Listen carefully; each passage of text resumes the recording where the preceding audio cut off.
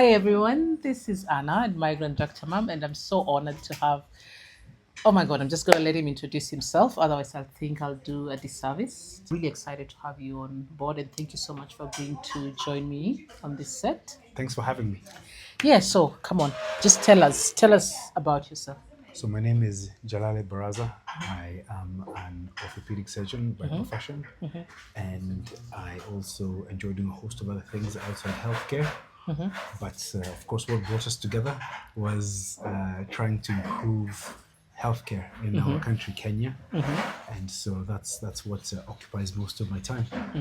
Excellent. So we'll just dig right into it. We've met. Maybe tell us, our purpose or our mission. What have we been up to in the last 1 week? So the past week has been really meaningful and impactful, Yes. fruitful as well. We have been engaged in a medical and surgical camp in Western Kenya, Busia and Kakamega counties, where we managed to operatively treat about 20 patients and see in the outpatient clinic about 40 to 50 patients, which is incredible. It It is. was organized by MedInsure in association with CWO, an organization aimed at improving health, musculoskeletal care in particular in Kenya. So that's what we've been up to. And what makes it more impactful is the fact that we have been delivering care to those who need it most. So helping out with, as you know, orthopedics is a bit of an expensive specialty It because is. of the expertise, the implants, the perioperative care required. So MedInsure and CW have really come together to help those who need it most, and the patients have been very appreciative, most of all.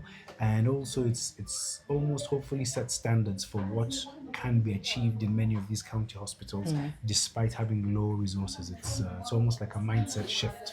So we hope that we have had not just an impact of the week we've been there, but also left a bit of a legacy, so that when we go back the next time, which I hope we do, we'll see vestiges of our influence still Oh yeah. lurking in the corridors. That's the hope. That's the hope. But before we dig deeper into it, tell us about you as a person, because I know you stand for a lot of things and you're going to tell us about some of that. But let's just start off by knowing who's Baraza. What's your background like? Where did you train? And that sort of thing. I'm quite keen to for my viewers to know. I was born in Kenya. I lived for a few years in the UK before coming back to Kenya in my early childhood. I did all my schooling in Kenya, primary school, Kilimani Junior Academy, high school, Strathmore, a little bit of Brookhouse for A levels, and then went to the University of Sheffield in the UK for my medical training, and then worked in Sheffield for a couple of years doing internship, and then got a place in orthopedic training in Okay. Birmingham, which is a city in the Midlands. And so I spent about almost 10 years of my life there. Oh wow. Some of the happiest 10 years of my life. Oh, that's good. Yeah, That's despite good. the local football team not doing very well, that didn't dampen my spirits. The cricket team wasn't great either, but Okay. there we have it. Okay. And But it then, still produced one of the best surgeons, I must say, oh, stop. having worked with you. So I think it's pretty good. So yeah. And All then right. after that, I went to Canada for my first fellowship, and then later for my second fellowship. What was First that in? fellowship was in sports Okay. surgery, so arthroscopic surgery of the shoulder, knee, a bit of hip and Cool. elbow, so lots of minimally invasive surgery. Then came back to Kenya, worked for a couple of years, but realized that there was a huge need for pediatric Oh, is orthopedic surgeons, because all the children were being sent to Kijabe and Cure and all that, which is about 100 kilometers away from Nairobi, which is not great if mothers are taking or parents are Yeah. taking a whole day off and all that. They wondered why didn't we have the service. So spurred on by that, I went back to Vancouver in Western Canada to do a pediatric orthopedic fellowship.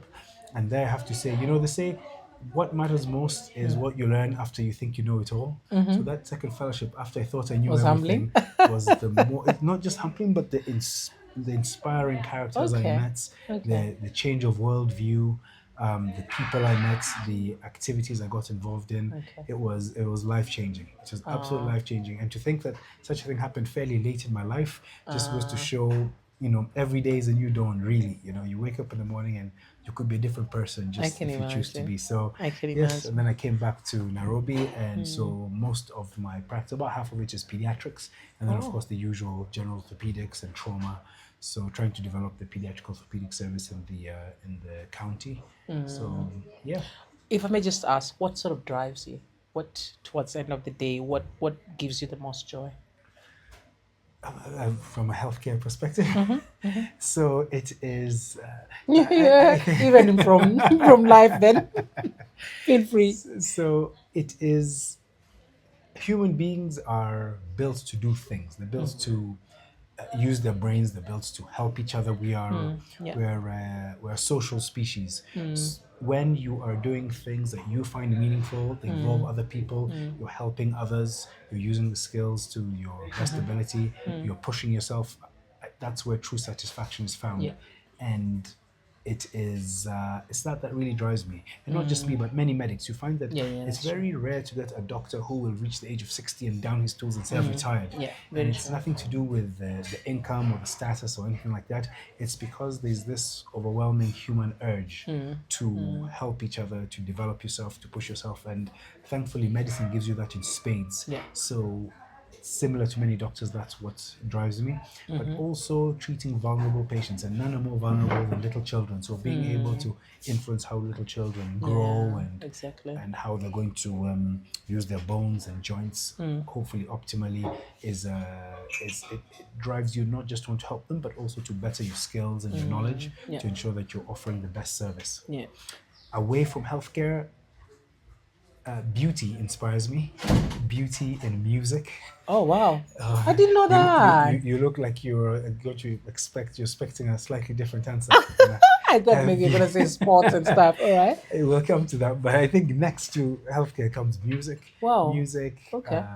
because What sort of music music? similar, mainly classical, I have to say, but any kind of music. It just Okay. depends on your taste. I grew up listening to classical music, and I play a bit of piano and violin.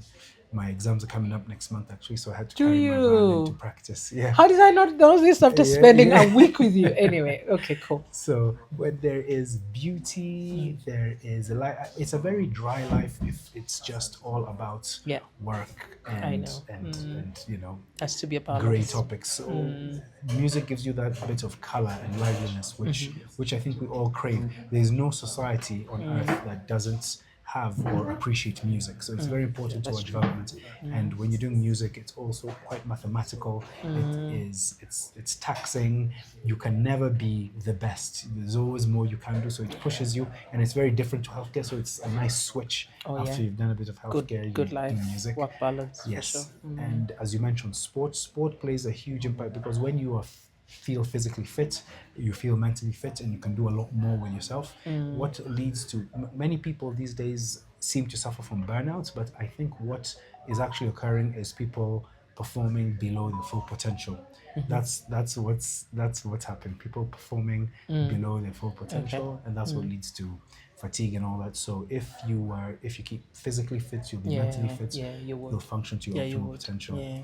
I should All also right. mention that I do creative writing, so I Do write, you? yeah, I write, I ghostwrite biographies, and I like writing articles in Oh my addition to academic goodness. writing, and that feeds into the beauty, which Oh, is it all so we have a bit coalesces. of similarities there because I journal quite a bit, There we have and it. then I love singing, but I don't do any instrument. I'm really bad Oh, but at that. you've got I sing a vocals. lot. Yeah, Oh, yeah, I nice. actually do. What kind of Anyway, music? Opera, oh no, no way, no way. I pop just music with Beyonce.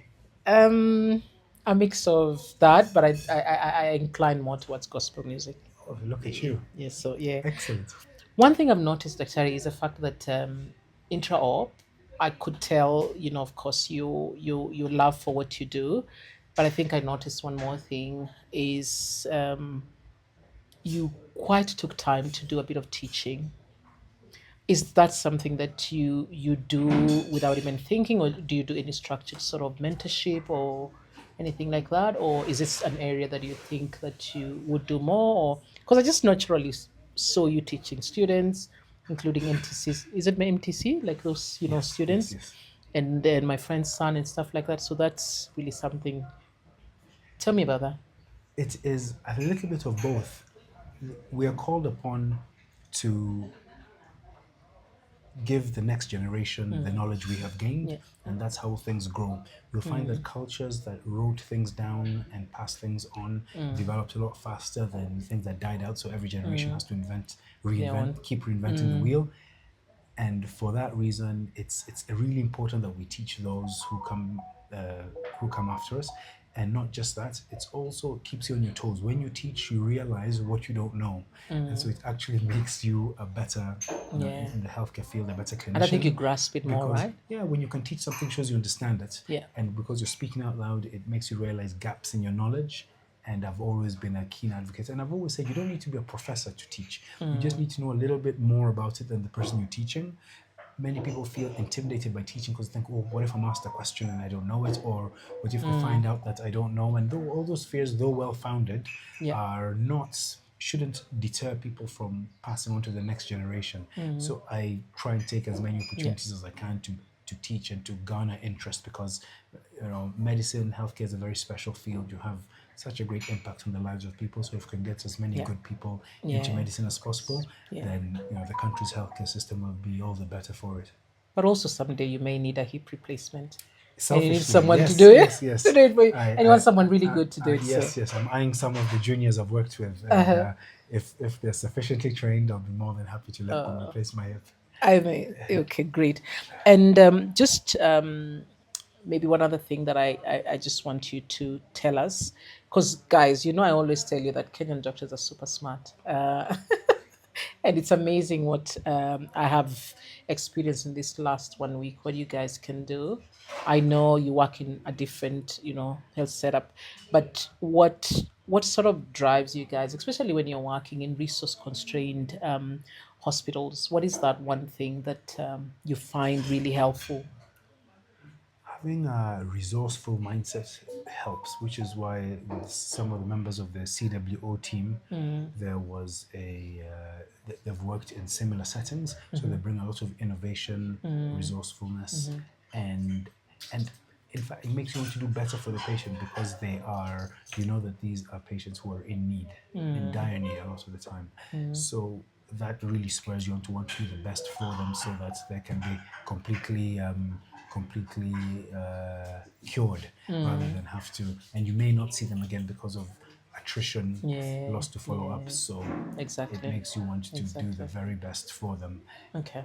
Also, if you are local, you, rightly or wrongly, you feel closer to your kith and Oh kin. yeah, yeah. If you're treating a patient from very far away, yes, you want to do the best for them, but it adds a bit of meaning if it is it's very close to you, if it's a Yeah, friend yeah, yeah. or a Yeah, relative that's true. or someone from your That's clan. very true. And because we were working in an area, I'm from Western Kenya, Mm-hmm. as you are, so it Yeah, adds that other bit of meaning. it So even does. though, number one, we know that it's a very resource strained area, particularly when it comes to healthcare. It's a very, it's one of the far flung counties, and that really spurs us on to innovate and try and do the best we Okay. can, despite not having the resources that we're used Okay. to. All right. I've heard you talking about CW, CW, CW. Tell us a little bit about this. What's this all about? CWO is an organization that's working to improve healthcare in not just Kenya, but the wider Eastern African region. Okay. It was thought of by myself and one of Oh. my colleagues, Mr. Mordecai Tinga, and it has four pillars. The first pillar is research, because a lot of the evidence we have on treatment is based on research done by big industrialized countries, and we know that our demographics, our racial makeup, our environmental settings are all very different to the settings that research took place to, yet we are transplanting it to our settings. So we want to do local research for Okay. local patients Yeah. and to enable local doctors to treat them better. The second pillar is ESG. So that's what we've been doing, environmental social governance, or the old CSR, corporate social responsibility, where we Oh try and yeah. bring what is traditionally an expensive specialty to those who need it most. And that's where we partner with Yeah. organizations such as the one you're involved in, Yeah. Made Yeah. in Shore, Very true. county hospitals, to deliver these camps and try and aid delivery of quality care Oh. to Wow. patients. The third pillar is healthcare advocacy, which is announcing to the world all the Yeah. ways that we can make our health better, whether it's better eating, sports, recuperation from injuries, Yeah. insurance premiums. We just want to highlight that we can live a healthier life. We should Okay. be following the road rules, etc., because so many traffic accidents Yeah. here in Kenya. And the fourth pillar, which is just briefly escaping my mind, is education. Is Okay. education. That's education first and foremost for the patients, to empower them about the condition so they know what's going on. When Oh, a that's patient is amazing. empowered, Yeah. they are more engaged in the treatment process, and they Yeah, can yeah, they seek are. out similar groups and they tend to get better. And also education for healthcare professionals. So we run courses on blast application, fracture fixation, symposia to discuss complex cases. And so that's Amazing. the fourth pillar. So CW, using these four prongs, is aiming to improve musculoskeletal care in the region, which needs improvements. It's a young organization. We're partnering with many others because if you want to go far, it's always Yeah, better to yeah, collaborate. And hopefully it'll keep going in leaps and bounds. And camps such as the one we've just had go such a long yeah. way in making people realize what's possible with Yeah, collaboration. exactly. And Exactly. It's CW hopes to amazing. piggyback on that. Okay.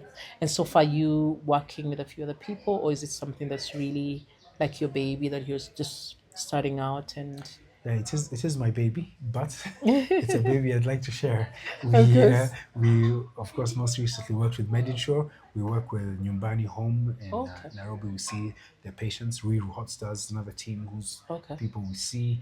I've done some work with some CP societies, Embrace CP, which helps mothers of children with cerebral palsy Oh, take care of amazing. their children.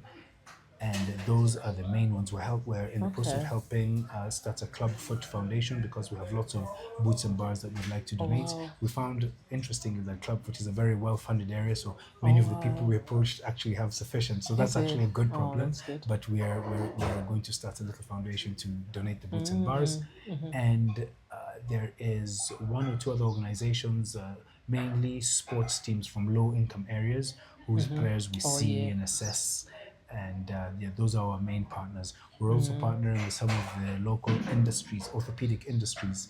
These are the people who make our implants and our I orthotics, can to imagine. see whether they can join us Oh, in wow. our mission to improve musculoskeletal care. So it's not always easy getting many of Yeah. these players to On read board. into the vision, but it's a worthwhile conversation to have. So we keep pushing. Yeah. So if somebody was interested in partnering with you and they're like, say, an individual or a small organization, how would they do that? Do you have like, So we have a website, okay, www.cwo.co.ke, and our email address is info@cwo.co.ke. That's info@cwo.co.ke.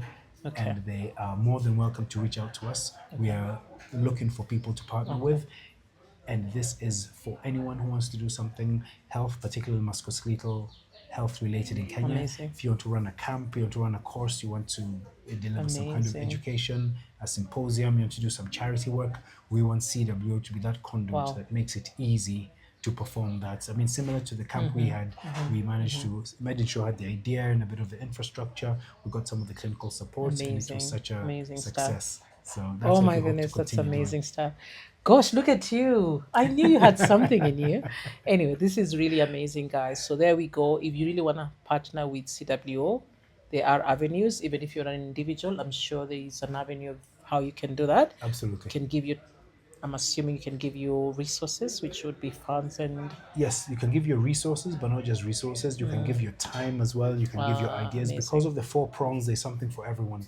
If somebody works in media, say, we're always churning out these health advocacy pieces so they can put them on the media channels and on the Perfect. newspapers. If Okay. somebody is a researcher or a Okay. statistician, you can partner with us with the research. So there's almost something for everyone. Yeah, indeed, does sound quite rounded.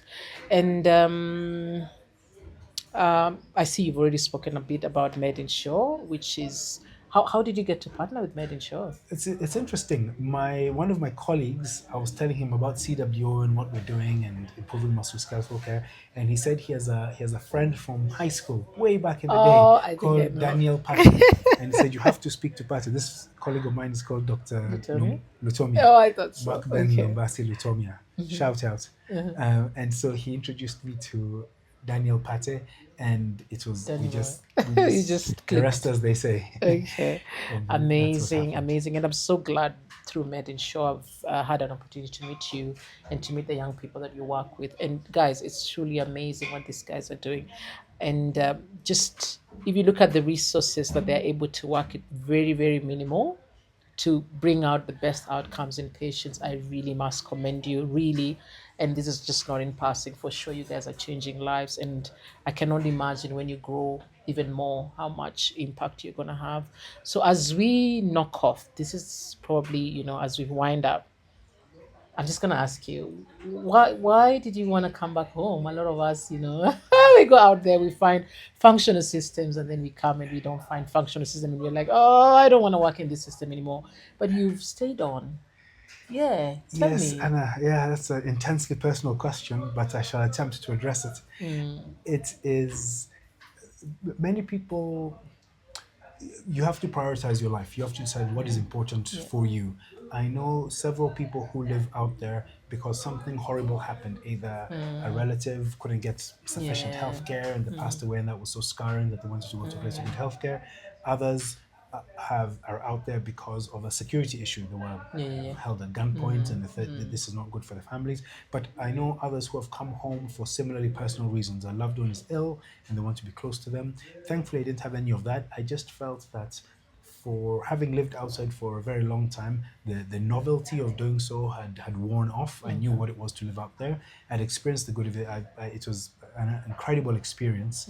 However, when you're looking at your life, you want to see where is going to have the greatest impact with the Impact. skills you have. Oh, okay. And the fact is, in Kenya, even with a little, as you've seen in the camps, even with a little bit of knowledge or minimal resources, it Yeah, goes the such a long output. way in helping It's the very more. community, and that's a huge drive. Even though I completely admit there are the developing world Yeah. problems, but it is almost like a challenge. Can you thrive in this environment? And every day I wake up, sometimes I question, why did I come Why? back home? But then I remember there are bigger things than just my Yeah, feelings at exactly. 6 o'clock on a Tuesday morning. Oh, And you battle, and at the end of the day, you're fairly satisfied that you've caused, oh, you, that's amazing. you've benefited people who need it. And then we've got opportunities of doing all these things that we're doing, the camps, Yeah. the treating needy patients, developing music, writing, Oh, look at visiting you. loved ones and friends, That one. good weather. That one. Being there for Yes, yes, birthdays, yes, yes. that Yeah, I one. know. Just lunches. There's Yeah. very small things, but if you've lived outside for a long time, You it means know, a lot. Going it to a does. niece's birthday party, a Yeah. friend's turning. Newborn. Yes, a newborn, a baby shower, and we Yeah. are. So for those reasons, I came back home, Okay. and so far it's been It's been really good. amazing. I'm Okay. being taxed to the hilt, but if the funds go towards helping some of the patients we've seen, then I'll pay them with a smile. Perfect. Any last words? Because I'm done. Gosh. Oh, good. Thank you for giving me the opportunity to speak about CWO. This is one of the first interviews I've had about CWO Woohoo! There you primarily. go, So guys. you're going to get a kind mention in there. Okay. And I just want to say that there's a lot we can do together. I always tell people there were these recent protests in Kenya over the government and all that, and the taxes. And though it's good to hold the government to account, and it's nice that the young people are exercising their democratic rights to protest peacefully, I always stress that we should always do the best we can do together in our individual fields. So if you're an Yeah. accountant, are you being the best accountant you can be? Are you at work on time? Are you helping Yeah. people? As a doctor, are you seeing all the patients? Are you keeping your Yeah. knowledge up to Yeah. date? Are you doing as many cases as you can do?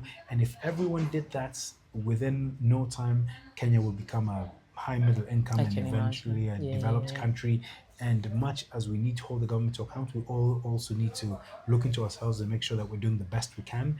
And that often involves going above your 9 to 5. You do your 9 to 5, but you do yeah, something yeah, a yeah. little Something bit a on the bit side, more. which many do, but I would like to formalize it just so that everyone is aware that, and they're doing it consciously and to the best of their ability so that we can develop this nation of ours. There's a lot of work Um, to be done, but it's worthwhile and it's exciting. So Amazing. let's get on. Amazing. There you go, guys. That's Dr. Baraza for you. And you've heard it. You can live in Kenya or wherever you are, and you just need to find a way to make a difference in people's lives. And trust me, there's no better thing than going to bed knowing that you've touched someone's life. And so I really want to commend you for what you're doing. And if you would like to partner with CWO, I will I will pin their contacts, their emails, and their website as well. So you can feel free to reach out to them and be part of this change movement. And let's support our people. Thank you so much for watching. And please remember to share this so that it can reach as many, so that everybody knows about CW and the impact that it's making to people's lives. Thanks again for being here.